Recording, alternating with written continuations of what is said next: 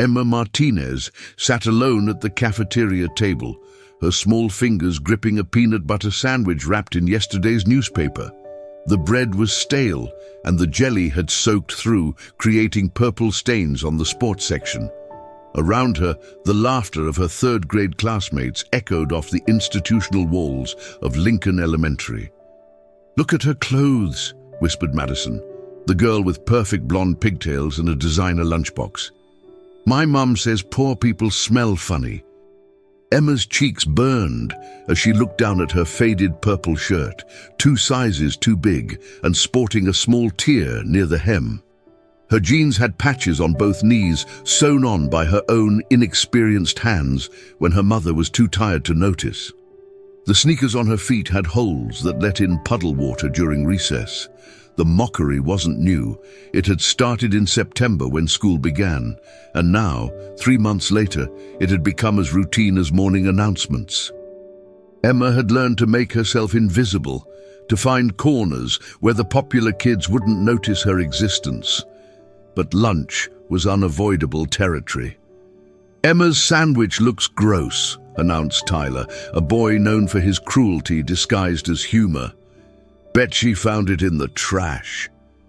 The table erupted in giggles. Emma's stomach churned, not from hunger, but from the familiar ache of humiliation. She wrapped the sandwich back up, her appetite completely gone. The newspaper crinkled loudly in the sudden silence that followed Tyler's comment. Mrs. Henderson, the lunch monitor, was busy helping a kindergartner who had spilled chocolate milk. She hadn't heard the exchange, and Emma knew better than to expect help. Adults rarely noticed the quiet cruelty that happened in plain sight. Emma stood up slowly, gathering her meager lunch, and walked toward the exit doors leading to the playground. The playground offered little refuge from the cafeteria's cruelty. Emma found her usual spot beneath the old oak tree, where she could watch the other children play while remaining largely unnoticed. The autumn wind carried the scent of fallen leaves and the distant sound of traffic from the main road that bordered the school property. She unwrapped her sandwich again, determined to eat something despite her churning stomach. The bread was indeed soggy, but it was all she had until dinner. Her mother worked double shifts at the diner, and breakfast had been a piece of toast with margarine. Emma had learned not to complain about food. "There she is," came Madison's voice from across the playground. "The dirty girl." Emma's heart sank as she watched Madison approach with her usual entourage of followers. These girls moved like a pack, feeding off each other's confidence and cruelty. They wore matching friendship bracelets and carried themselves with the assurance that came from never knowing want. "Why don't you ever wash your hair?" Madison asked, stopping directly in front of Emma. "It looks greasy and gross." Emma's hand instinctively went to her dark brown hair, which she had tried to braid that morning without much success. The shampoo at home had run out 2 weeks ago, and her mother kept forgetting to buy more. Emma had been using bar soap, which left her hair feeling strange and looking dull. "Maybe she likes being dirty," suggested another girl, causing the group to giggle. Emma remained silent, staring at her sandwich. She had learned that responding only made things worse. The girls fed on reactions, on tears, on any sign that their words had found their target. Silence was her only defense, though it felt like swallowing glass. The bell rang, signaling the end of lunch period, and the girls scattered toward the building, their laughter trailing behind them like smoke. Back in Mrs. Patterson's classroom, Emma struggled to concentrate on the math lesson. Numbers blurred together on the whiteboard as her mind replayed the playground encounter. She touched her hair again, wondering if the other children were still staring at her. Mrs.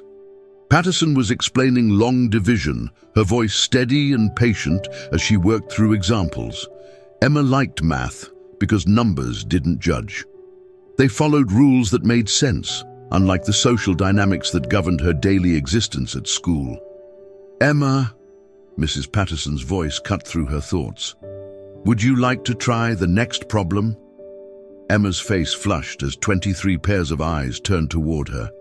She stood slowly, her legs feeling unsteady, and approached the whiteboard. The marker felt heavy in her small hand as she worked through the division problem, grateful that she actually knew the answer. "Very good," Mrs. Patterson said with a genuine smile. "You can return to your seat." As Emma walked back to her desk, she heard Tyler whisper to his neighbor, "Smart but smelly." The comment was quiet enough that Mrs. Patterson didn't hear, but loud enough to reach Emma's ears and several other students who snickered in response. After math came reading time, and Mrs. Patterson asked the students to pair up for a comprehension exercise. Emma watched as her classmates quickly found partners, the room filling with excited chatter as friends gravitated toward each other. She remained seated, knowing she would be the odd one out. "Emma, you can work with me," Mrs. Patterson said kindly, pulling up a chair beside her desk. As they read together, Mrs. Patterson noticed Emma's unusual quietness. The teacher had been observing the social dynamics in her classroom and had seen the subtle cruelty directed at Emma. "Is everything okay at home, sweetheart?" Mrs. Patterson asked gently during a pause in their reading. Emma's hands trembled as she held the reading book. Mrs. Patterson's question hung in the air like a bridge she wasn't sure she should cross. The classroom buzzed with the quiet conversations of other student pairs, creating a cocoon of privacy around their corner. "Everything's fine," Emma whispered automatically, the response she had been trained to give. Her mother had made it clear that family business stayed within family walls. Mrs. Patterson studied Emma's face, noting the dark circles under her eyes and the way she flinched when other children raised their voices. The teacher had been teaching for 15 years and had developed an instinct for recognizing children in distress. "You know you can talk to me about anything," Mrs. Patterson said softly. "Sometimes it helps to share what's bothering us." Emma stared at the open book, the words swimming before her eyes. She thought about last night, about the sound of her stepfather's heavy footsteps on the stairs, about hiding in her closet until the yelling stopped. She thought about the bruise on her shoulder that she kept covered with long sleeves, even though the October weather was still warm. "The kids make fun of me," Emma said finally, her voice barely audible. "I've noticed that," Mrs. Patterson replied. "That must hurt your feelings." Emma nodded, tears threatening to spill. "They say I'm dirty and poor. Those children are being unkind. Your worth isn't determined by your clothes or your family's circumstances." The words were meant to comfort, but they opened a floodgate Emma had been desperately trying to keep closed. Her shoulders began to shake as quiet sobs escaped her lips. Mrs. Patterson moved her chair closer, offering a tissue.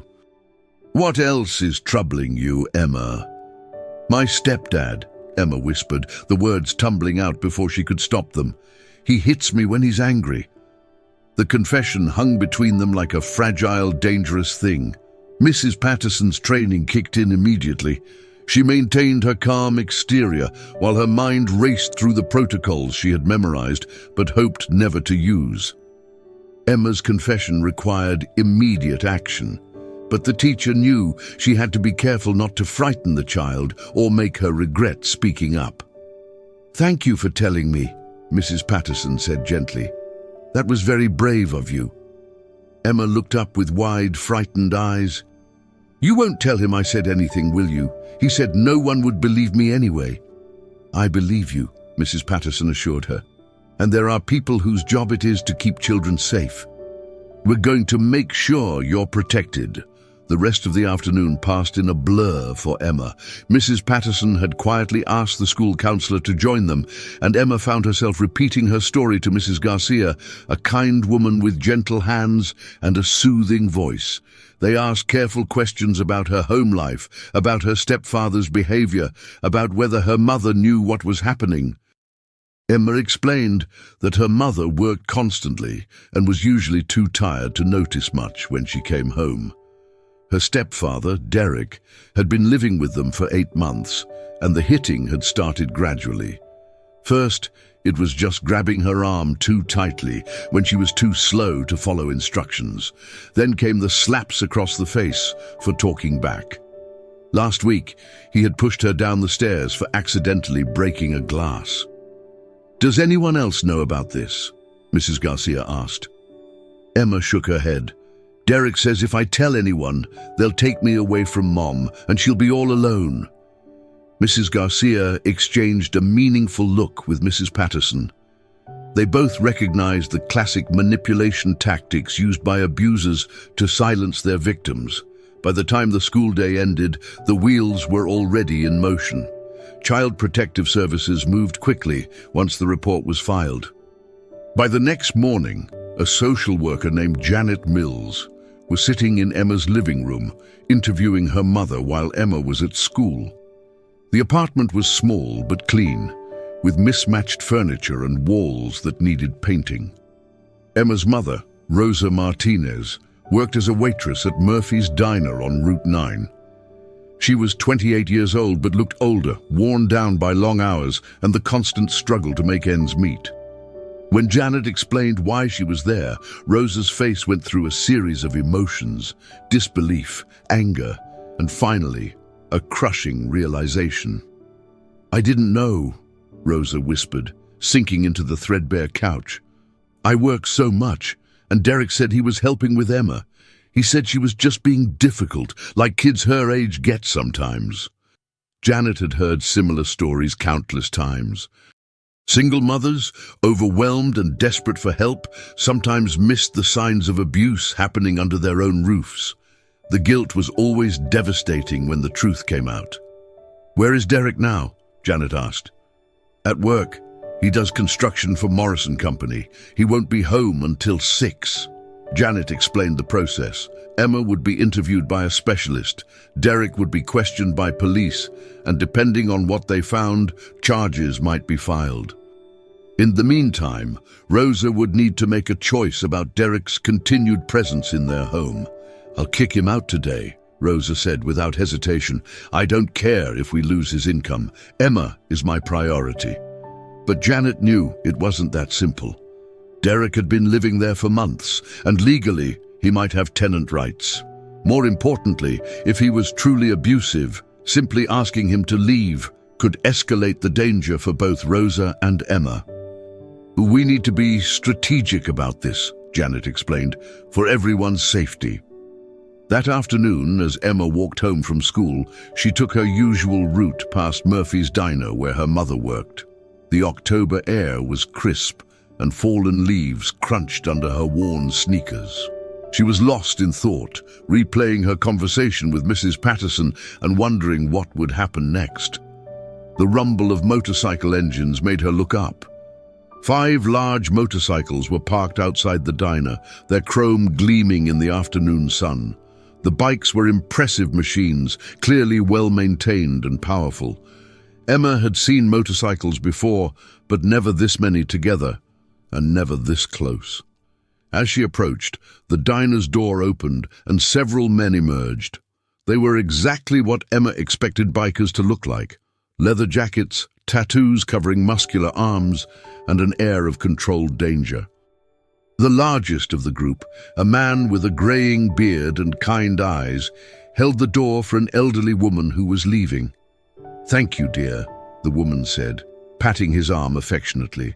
Emma paused on the sidewalk, uncertain whether to continue past or find another route home.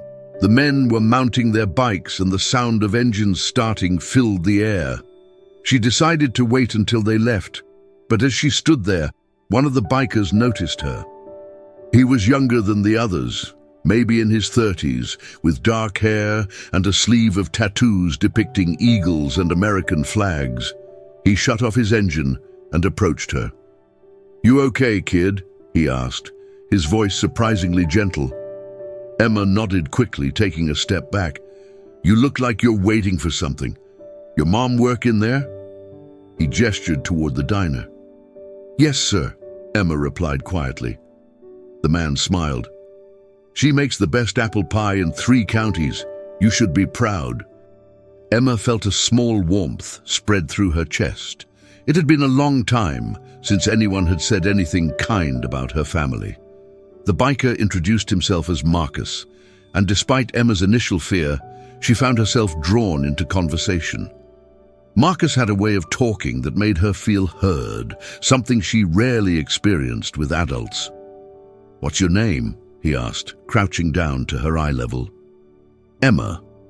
"That's a pretty name." "You heading home from school?" Emma nodded, glancing toward the diner windows where she could see her mother moving between tables, taking orders and refilling coffee cups. Rosa worked with practiced efficiency, but even from outside, Emma could see the exhaustion in her movements. "School going okay?" Marcus asked. The question was simple, but something in his tone invited honesty. Emma found herself shaking her head before she could stop herself. "Kids being mean to you?" "Sometimes," Emma admitted.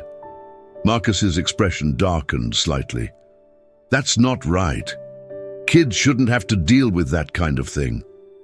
The other bikers had finished starting their engines, and one of them called out, "Marcus, we heading out or what?" "Give me a minute," Marcus called back, then turned his attention back to Emma. "Listen, kid, I know we probably look pretty scary, but we're not bad guys. We just like to ride and look out for each other." Emma studied his face, noting the laugh lines around his eyes and the gentle way he spoke. "If those kids at school keep giving you trouble, you tell your mom, okay? And if she needs help dealing with it, she knows where to find us. We come here for lunch, most days." "Why would you help me?" Emma asked, genuinely curious. Marcus was quiet for a moment, and Emma saw something sad flicker across his features. "Because everyone deserves to feel safe, especially kids. And sometimes the people who are supposed to protect you don't do their job." That evening, Emma sat at the small kitchen table doing homework, while her mother prepared a simple dinner of canned soup and grilled cheese sandwiches. The apartment felt different somehow, charged with an tension Emma couldn't quite identify. Rosa kept glancing at the clock, and Emma noticed her mother's hands shaking slightly as she stirred the soup. "Mom, are you okay?" Emma asked. Rosa forced a smile. "Just tired, Mija. Long day at work." But Emma knew it was more than that. Her mother had been acting strange since she came home, asking unusual questions about school and about Derek. There was something in Rosa's eyes that Emma had never seen before, a mixture of fear and determination. Derek's key turned in the lock at exactly 6:15, as it did every weekday. Emma instinctively tensed, her body remembering the unpredictability of his moods. Some days he ignored her completely. Other days, the smallest infraction could trigger his anger. "Something smells good," Derek said as he entered the kitchen, his work boots heavy on the linoleum floor. He was a large man, over 6 feet tall, with thick arms from years of construction work. His presence always seemed to fill whatever room he entered. "Just soup," Rosa replied, not looking at him directly. Derek noticed Emma at the table. "How was school, kid?" "Fine," Emma answered quietly, keeping her eyes on her math worksheet. "Just fine? Nothing interesting happen?" There was something in his tone that made Emma's stomach clench. She glanced up at him, then at her mother, who had gone very still at the stove. "No, sir, nothing interesting." Derek studied her face for a long moment, and Emma had the uncomfortable feeling that he could see right through her lie. She thought about her conversation with Mrs. Patterson, about the social worker who was supposed to help, about Marcus, the biker who had promised that everyone deserved to feel safe. "Good," Derek said finally. "That's good." The next morning brought an unexpected visitor. Emma was getting ready for school when she heard voices in the living room, her mother's nervous tone and a man's voice she didn't recognize. When she peeked around the corner, she saw a police officer talking quietly with Rosa while Derek stood nearby, his face dark with anger. "This is ridiculous," Derek was saying. "The kid's got an imagination, that's all. Rosa, tell them." Rosa looked torn, glancing between Derek and the officer. Emma could see the conflict in her mother's eyes, the fear of Derek's reaction warring with concern for her daughter's safety. "Emma," the officer called gently. "Could you come here for a minute?" Emma's legs felt like jelly as she walked into the living room. Derek's eyes bore into her, and she could practically feel the threat radiating from him. "I'm Officer Rodriguez," the policeman said kindly. "I just want to ask you a few questions about what you told your teacher yesterday." "I didn't tell her anything," Emma said quickly, the lie burning her throat.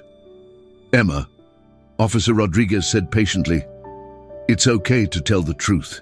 You're not in trouble." Derek stepped closer. "See, she's fine. Kids make up stories sometimes." But Officer Rodriguez was experienced enough to recognize the dynamics at play. He saw how Emma flinched when Derek moved, how Rosa's hands trembled, how the apartment felt thick with unspoken fear. "Mr. Thompson, I'm going to need you to come with me to answer some questions," the officer said firmly. "This is harassment," Derek protested. "I've never laid a hand on that kid." Emma felt something break inside her chest. The lie was so blatant, so confident, that it took her breath away. She thought about Marcus telling her that everyone deserved to feel safe, about Mrs. Patterson believing her when she finally found the courage to speak. "Yes, you have," Emma said quietly. The room went dead silent. Derek's face went white, then red with rage. "You little—" He took a step toward Emma, his hand raised, but Officer Rodriguez moved quickly, placing himself between them. "That's enough," the officer said firmly. "Mr. Thompson, you're under arrest." What followed was a blur of activity. Derek shouted protests as handcuffs clicked around his wrists. Rosa sobbed, apologizing over and over to Emma. Neighbors appeared in doorways, drawn by the commotion. Emma stood frozen in the center of it all, watching her life change in real time. After Derek was taken away, Officer Rodriguez sat with Emma and Rosa to explain what would happen next. There would be more interviews, court proceedings, and a protective order to keep Derek away from them. Rosa would need to find a way to manage financially without Derek's income, but there were resources available to help. "I'm so sorry, Mija," Rosa whispered, pulling Emma into a tight hug. "I should have known. I should have protected you." Emma buried her face in her mother's shoulder, breathing in the familiar scent of her perfume mixed with coffee from the diner. For the first time in months, she felt truly safe in her mother's arms. Later that afternoon, as they sat in the apartment that suddenly felt much larger without Derek's oppressive presence, Rosa made a decision. "We're going to Murphy's for dinner," she announced. "I want to thank the people who helped us today." Emma thought about Marcus and his promise that everyone deserved to feel safe. She thought about how he had looked when he talked about protecting kids, the sadness in his eyes that suggested he understood more about her situation than he had let on. "Mom," Emma said carefully, "there are some people I want you to meet." Murphy's diner was busier than usual for a Wednesday evening. Rosa and Emma sat in a corner booth, sharing a plate of the apple pie Marcus had praised the day before. Emma kept glancing toward the door, hoping to see the familiar sight of motorcycles in the parking lot. Her wish came true around 7 o'clock, when the rumble of engines announced the arrival of the biker group. Emma watched through the window as 5 men dismounted their bikes, Marcus among them. When they entered the diner, their presence commanded attention, but Emma noticed how they nodded respectfully to other customers and waited patiently to be seated. "That's them," Emma whispered to her mother. Rosa studied the group with curiosity rather than fear. After the day's events, her perspective on who could be trusted had shifted dramatically. The man who had lived in their home and claimed to care for them had been the real threat, while strangers had shown more genuine concern for Emma's welfare. Marcus spotted Emma and smiled, approaching their table with the same gentle manner he had shown the day before. "Hey there, Emma. How are you doing?" "Better," Emma said, and meant it. Rosa stood up, extending her hand. "I'm Rosa, Emma's mother. I wanted to thank you." Marcus looked puzzled. "Thank me for what?" "Emma told me about your conversation yesterday, about how everyone deserves to feel safe. It helped her find the courage to speak up about something very important." Understanding dawned in Marcus's eyes. He glanced at Emma, then back at Rosa. "Is everything okay now?" "It will be," Rosa said firmly. "Thanks to people like you who take the time to show kindness to a scared little girl." Marcus called his friends over, and Rosa found herself shaking hands with 5 intimidating-looking men who turned out to be surprisingly gentle and articulate. They listened as she briefly explained what had happened, their expressions growing increasingly serious. "If you need anything," said the bearded man Emma had seen holding the door, "anything at all, you let us know." Word traveled quickly through the biker community about Emma's situation. Within days, it seemed like every motorcycle enthusiast in a 50-mile radius knew about the little girl who had found the courage to speak up and the single mother who was now struggling to rebuild their lives. The support came in unexpected forms. Someone anonymously paid their rent for the next 3 months. A local motorcycle shop owner offered Rosa a part-time job doing bookkeeping that would allow her to work fewer hours at the diner while earning more money. A group of bikers' wives organized a clothing drive specifically for Emma, ensuring she had clean, well-fitting clothes for school. But perhaps most importantly, Emma never walked to or from school alone again. The bikers had organized an informal escort system, with different members taking turns ensuring she got to and from school safely. They were always discreet, never overwhelming her with attention, but their presence was a constant reminder that she was protected. At school, the dynamic shifted dramatically. Word had somehow spread about Emma's biker friends, and the children who had once mocked her now regarded her with a mixture of awe and respect. Madison, the ringleader of the cafeteria cruelty, actually approached Emma one day to apologize. "I'm sorry I was mean to you," she said quietly. "I didn't know you were dealing with hard stuff at home." Emma accepted the apology graciously, though she couldn't help but notice that Madison's change of heart coincided with seeing Marcus pick Emma up from school the previous day. Mrs. Patterson watched these changes with satisfaction and relief. Emma was participating more in class, smiling more often, and had even made a few genuine friends among her classmates. The transformation was remarkable. "How are things at home?" Mrs. Patterson asked during one of their regular check-ins. "Good," Emma replied, and this time she truly meant it. 3 months later, Emma stood in front of her bedroom mirror, brushing her clean, shiny hair before school. The reflection looking back at her was different from the frightened girl who had sat alone in the cafeteria. This Emma stood straighter, smiled more easily, and looked forward to each new day. The legal proceedings had concluded with Derek pleading guilty to child abuse charges. He was sentenced to 18 months in prison and a permanent restraining order that prohibited any contact with Emma or Rosa. The knowledge that he couldn't hurt them anymore had lifted a weight from both their shoulders that they hadn't fully realized they were carrying. Rosa had thrived in her new job at the motorcycle shop, discovering she had a talent for organization and customer service. The owner, a gruff man named Big Jim, who rode with Marcus's group, had become something of a father figure to both Rosa and Emma. He never pushed for more than friendship, but his steady presence provided the stability their small family had been missing. Emma's grades had improved dramatically, and she had joined the school's art club, where her talent for drawing had been discovered and encouraged. She was working on a special project, a portrait of Marcus and his friends that she planned to give them as a thank you gift.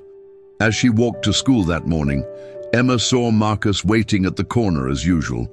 He had never missed a day of escort duty, rain or shine, and had become as reliable as sunrise. "Morning, kiddo," he called out cheerfully. "Morning, Marcus," Emma replied, falling into step beside him. "You ready for that math test today?" "I think so. Mom helped me study last night." They walked in comfortable silence for a while, Emma's backpack bouncing against her shoulders with each step. The October air was crisp but not cold, and the trees lining their route were painted in brilliant shades of red and gold. "Marcus," Emma said as they approached the school, "thank you for everything." Marcus stopped walking and looked down at her seriously. "You don't need to thank me, Emma. You saved yourself by being brave enough to speak up. We just made sure you stayed safe while you did it." Emma smiled, understanding now what he meant. The bikers hadn't rescued her. They had simply created the space for her to rescue herself. And in doing so, they had shown her that family wasn't just about blood relations or legal documents. Sometimes, family was a group of leather-clad strangers who decided that one little girl's safety mattered enough to rearrange their entire lives around protecting her. As Emma walked through the school doors, she carried with her the knowledge that she was loved, protected, and valued. The dirty little girl who had once been mocked and ignored was gone forever, replaced by a confident young woman who knew her worth and understood that she deserved nothing less than safety, respect, and love. The laughter that had once been directed at her had been replaced by something far more powerful, a community of people who stood up when it mattered most.